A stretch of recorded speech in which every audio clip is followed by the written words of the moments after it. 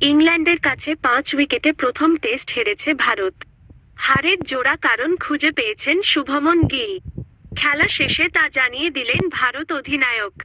কী কারণে ইংল্যান্ডের কাছে প্রথম টেস্টে হারতে হয়েছে তা বুঝে গিয়েছেন শুভমন গিল। হেডিংলেতে 5 উইকেটে হারের জোড়া কারণ খুঁজে পেয়েছেন তিনি। খেলা শেষে তা খোলসা করেছেন ভারত অধিনায়ক। শুভমনের মতে, ক্যাচ ফসকানো ও লোয়ার অর্ডার রান না করার খেসারত দিতে হয়েছে তাদের। খেলা শেষে তিনি বলেন, দারুণ একটা টেস্ট হলো। আমরা সুযোগ পেয়েছি, কিন্তু অনেকগুলো ক্যাচ ফসকেছি। লোয়ার অর্ডার রান পায়নি, তাই হারতে হয়েছে। তবে সব মিলিয়ে দল যা খেলেছে তাতে গর্বিত। 2 ইনিংস মিলিয়ে মোট 7টা ক্যাচ ছেড়েছেন ভারতের ফিল্ডারেরা। তার মধ্যে যশস্বী জয়সওয়াল একাই 4টে ক্যাচ ছেড়েছেন। ঋষভ পন্থ 2টো ও রবীন্দ্র জাডেজা 1টা ছেড়েছেন। পাশাপাশি প্রথম ইনিংসে ভারতের শেষ 7 উইকেট পড়েছে মাত্র 41 রানে।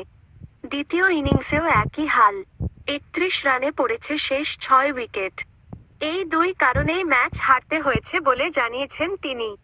শুভমন জানিয়েছেন, ইংল্যান্ডের বিরুদ্ধে আরও বড় লক্ষ্য দেওয়ার পরিকল্পনা ছিল তাদের, কিন্তু তা হয়নি। তিনি বলেন, আমরা ভেবেছিলাম দ্বিতীয় ইনিংসে 430 রান করে ডিক্লেয়ার করব, কিন্তু শেষ দিকে আমরা রান করতে পারিনি, তাই কাজটা কঠিন হয়েছে।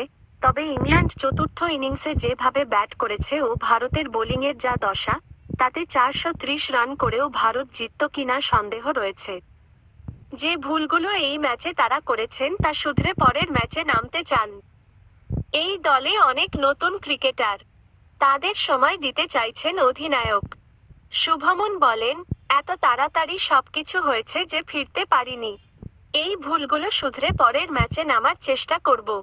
এটা নতুন দল, অনেক কিছু শেখার আছে, ওদের সময় দিতে হবে।